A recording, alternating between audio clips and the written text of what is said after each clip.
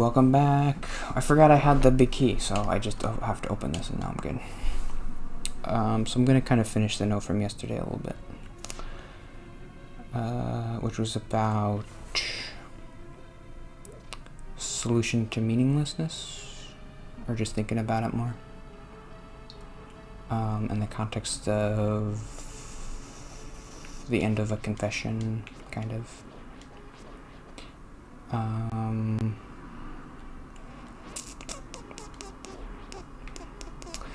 One point that I thought was a little bit, a more interesting way to put it, and a more like heroic and makes me feel good about myself. When thinking about meaning and like why should I do anything,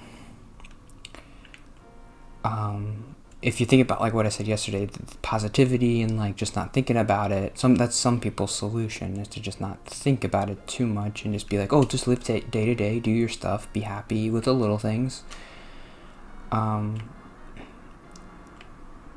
Maybe there is a little bit, I don't know, this is going to sound a little pretentious for me to say, but like maybe there is a little fear there to question or to delve into these types of thoughts, because you're afraid that on the other side is meaninglessness and depression and suicide.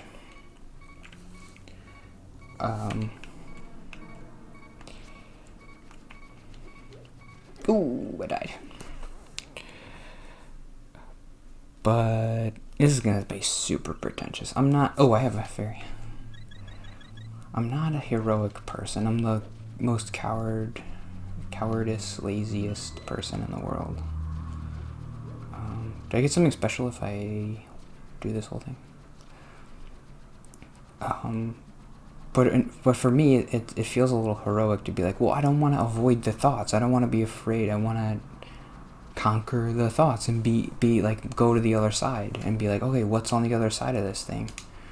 Most people go around it. They don't want to go through it. They're afraid of meaninglessness on the other side, and they're afraid of killing themselves. I'm like, oh, if I really think about this, there's no reason for me to do anything. Why don't I just die?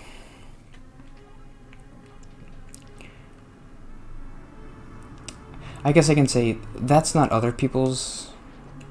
This is a little bit nicer way to say it. Less pretentious. It's like other people don't have that reaction. They're not afraid. They're happy and they found their way to live, and that's good.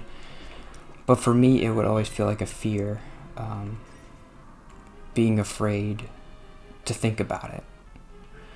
Other people don't have that problem. They don't feel like, oh, I'm afraid to think about it. They're just like, oh, I don't want to think about it, and I wanted to enjoy my life. But if I did that, if I just ignored it, it would feel like I'm afraid.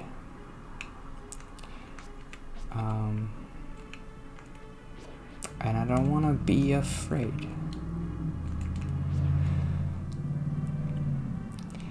I think it's when you're depressed, it's not good to have these thoughts because it's a quicker road to bad stuff. But now that I'm not depressed, it's a good time to think about it. Like, okay, I'm not depressed, but there's still no meaning, right? So let's think about, what do I do? This is kind of what the vlog, I was going to do a vlog, and I recorded it, but it was bad. It's kind of what it was about. It's like, okay, the question of life, like I posed before. For me, it's not what's the meaning of life. It's not anymore. That's not it for me. It's how do you live a meaningless life? What does that mean to live a meaningless life? It's just rephrasing the question and taking that supposition out that life has meaning, and that like you have to find your meaning or whatever. Because I don't think I ever can. But still wanna try to be alive.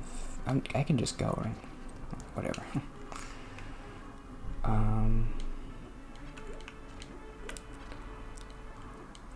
The end of a confession is, I should talk more about that because it's really interesting.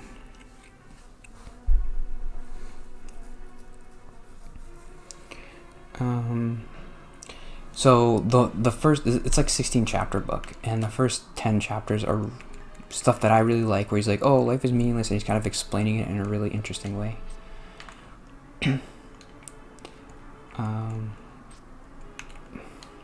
He's going through why everything's meaningless, and I talked about that enough probably.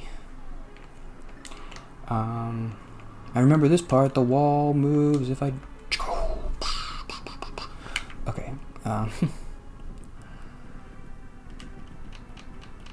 Then he gets to a point where he starts to get religious, and I think, oh, he's making the turn that every religious person makes, where they're just like,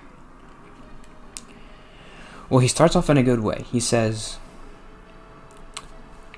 there are two kinds of thought. There's rational thought and irrational thought. If you think with your rational mind and rational thought, there's no I guess you just do this. There's no solution to the meaning of life question. There's no rational solution. So then he's like, well, but billions of people have lived in the past, so why have they been able to live? And he's like, okay, they use a rational thought. And he says a rational thought is the same thing as faith. People who have faith have a rational, or that's a rational thought, is faith. But he's not saying it's a bad thing.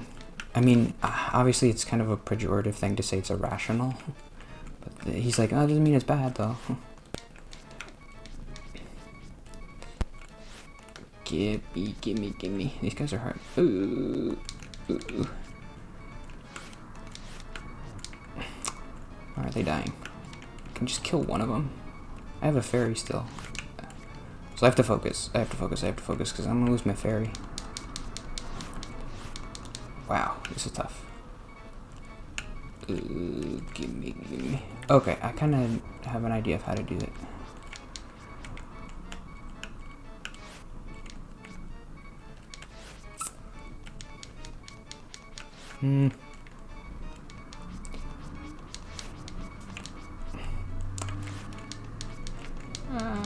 Okay, but I got a fairy, right?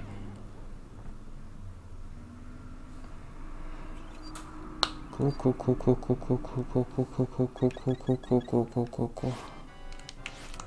Get him.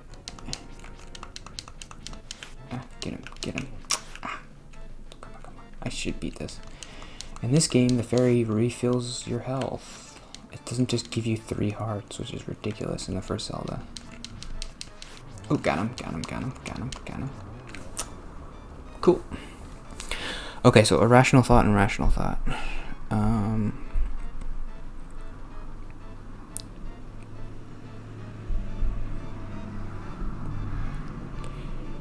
There is no meaning. Irrational knowledge says there is, which is accepted by all people who didn't kill himself. The irrational knowledge is faith. Deny life or reason, choose one. Well, that's whatever.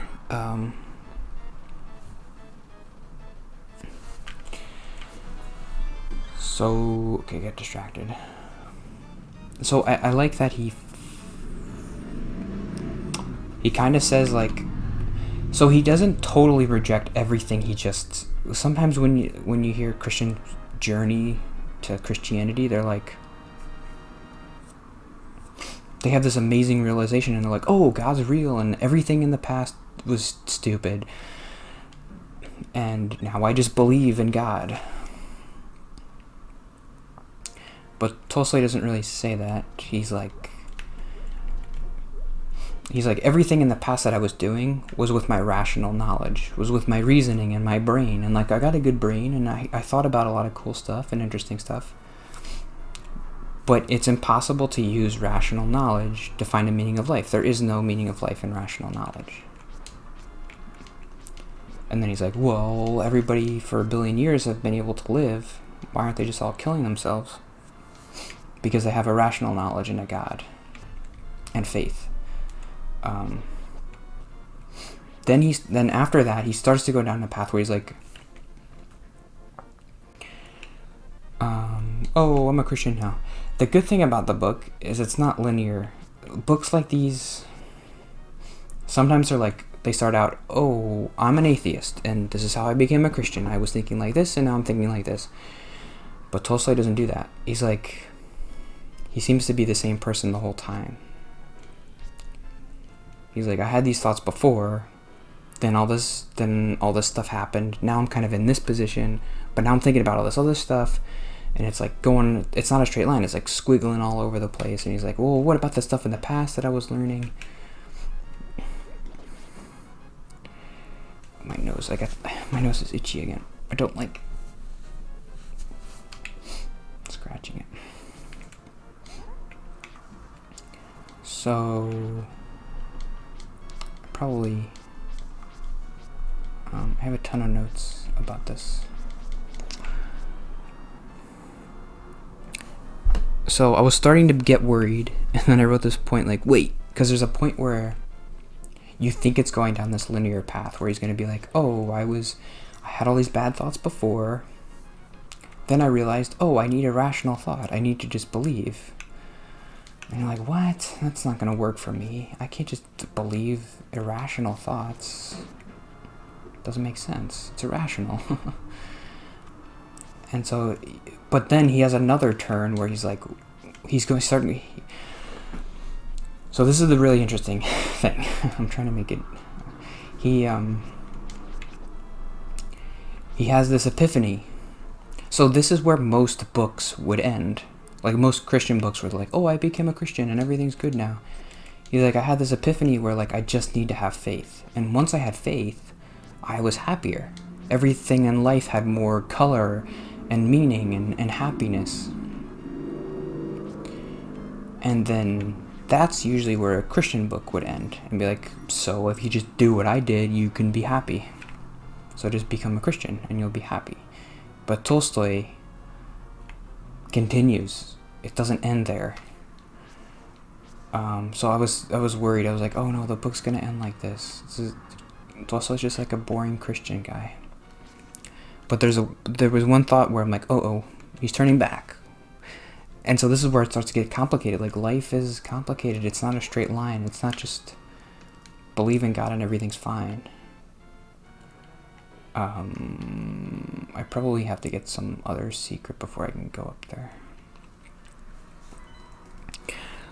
He says, try to remember. The thing that he described it like this: going to church, being a Christian, it's confusing. Even if you're like the most well-read person like Tolstoy was. Truth and fabrications are interwoven into the church. So, and then when you have something that you need faith for, it's hard to know when you're believing in something that's a truth or when you're believing in something that's a fabrication of the church. When all of it, when the church is kind of telling you all of it requires faith. Some faith feels good and some faith feels bad to Tolstoy, and that's how and that's like kind of an interpretation too thing that I always feel like the worst people in the world are reading the Bible and they're interpreting it wrong. This is a tangent. I'll talk about it tomorrow maybe. But like I was watching this KKK guy. There was an interview with the KKK person. I'll just end there and I'll try to get back on track tomorrow. With the KKK guy, he was saying when I went to church, the church is run by the government. Like, I don't know. So there were parts of the Bible that I never read. Like, and then I went to a KKK rally or whatever, and they were like, I wonder if my video will get taken down if I say KKK too many times. But I'm saying they're bad, so.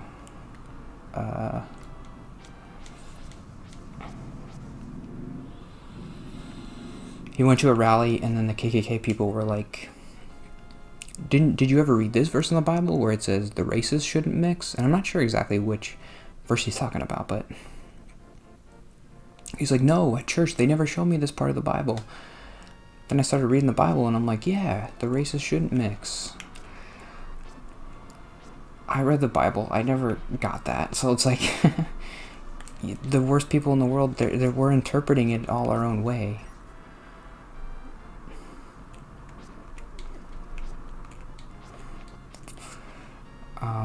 Why did I bring that up? I don't know. I just thought about that guy. It's important to remember that guy. It really is, because he thinks he's found like this amazing truth. Like, wait a minute, the church didn't tell me about white people and black people should never be in the same community and stuff. Because it says so in the Bible.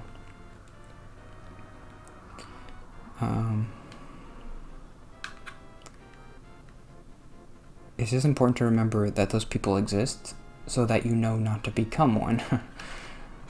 You always think, well, I'll never be a white supremacist, obviously, but you could do other... The white supremacist is the worst thing that you can interpret, but there are other things that you can interpret that's not as bad, that might seem it's a little more innocuous to make this interpretation. But just remember, like, maybe you're being like that guy. I don't know. It was a weird day. Tomorrow I'll talk about more Tolstoy stuff and like the church and whatever. Okay, see you tomorrow. Bye.